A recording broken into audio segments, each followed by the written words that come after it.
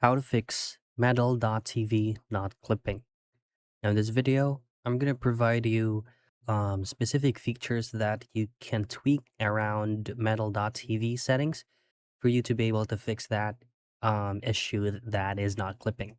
So, of course, the very first thing that you want to have to take note is to make sure that all the key bindings that you're using from settings and their capture hotkeys is not going to be complicating the game that you're playing.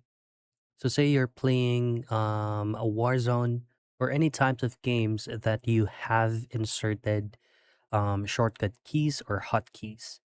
From the clip feature, make sure that, say, if you're using F8 right here, make sure that you're not using the F8 button on the game that you're playing.